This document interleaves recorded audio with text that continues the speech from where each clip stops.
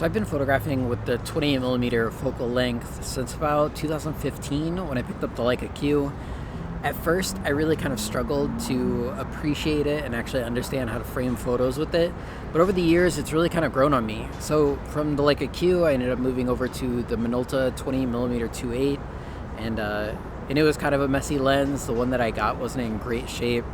I ended up moving from there over to the Voigtlander 28 f2, and I had a couple of those because I also had issues with that lens. And then finally, in the last year or so, I landed on the Leica 28mm Elmarit, and that's been my ride or die, my go-to lens for the entirety of the last year. I had no real intentions to actually upgrade the lens. It worked beautifully for what I was using it for, but I came across a bunch of advertisements and videos about the Thypoch Simera 28mm f1.4, and like any other good advertising campaign, it broke me down and I decided to get one. And this video is kind of a recap of the last month of using it as my daily driver.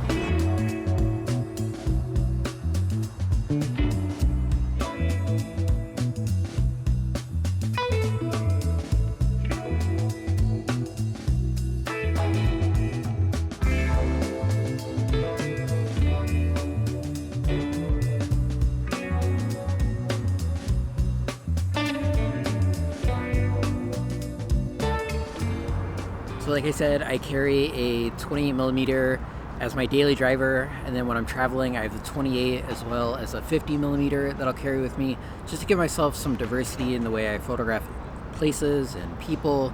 The 28 is great for wide environmentals and things like that, and then the 50 is phenomenal if you want to get like a beautiful portrait.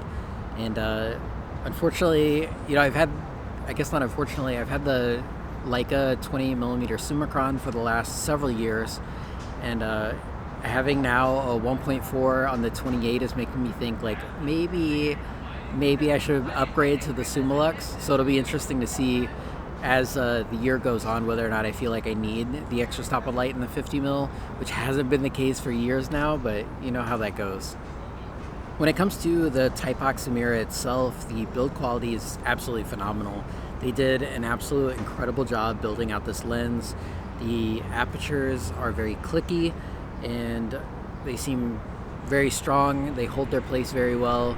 You can obviously go clickless if that's your thing. I haven't actually used it like that, so I can't talk about it. The focus itself is really smooth. I really like it. It does have a focus lock on it for infinity, and I have not been a fan of that. But it also hasn't gotten in the way like I thought it might have when I first bought the lens, because that was definitely one of my big fears going in.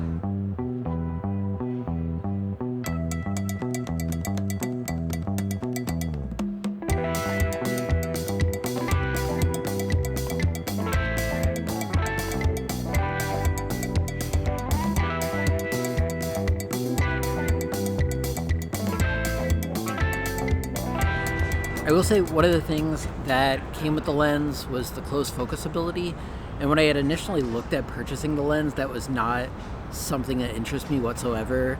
At the time, I could care less. I was like, I don't need to focus very close with my M body, but I found that I use it more than I ever thought I would.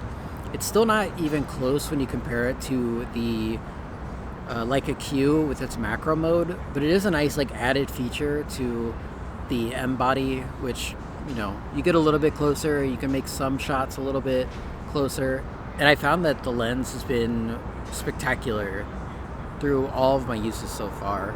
So it doesn't matter if I'm photographing at 1.4 and close focus, or if I'm going some distance back and I'm photographing at f8. I found it to be phenomenal, and it's worked very, very well for all of the subjects I photographed to date. One of my other big concerns when I was looking at the lens is that I had gone to the Leica store and I had tried out the Leica 20mm Summilux, which is a pretty hefty lens, especially in comparison to the Summicron or even the Elmarit, which I own. I wasn't sure if I was going to actually enjoy it, but then I went ahead and went to the Adorama and was able to pick up the Thypoch Simera 28mm and kind of feel it and get a sense for it. I'd also looked online at some of the numbers to see in grams how it compared, and it didn't seem like a big difference between the Elmarit that I was used to carrying and the new Simera. So ultimately I decided to go for it. and the difference hasn't been enough to really bother me. I can definitely tell that it's heavier, but I haven't found it to persuade me to not carry it, because despite the extra heft, I still enjoy carrying the lens around me, and having that extra shallow depth of field or the extra opportunity to get 2 stops of light has been worth the trade-off in my book.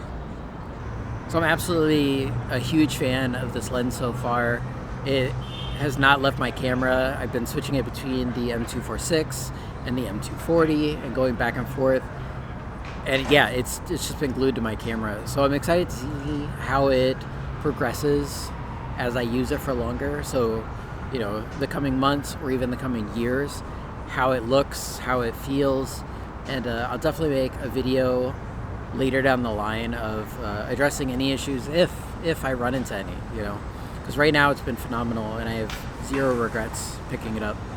Anyway, if you want to see any of the images that I've shown in this video or some other ones, you can check out my website, seanpbruce.com, and I'll have an entire gallery where you can go through and look at some of the photos that I've made with it and look at them on a bigger screen, which is really nice. Until the next one, thanks for watching.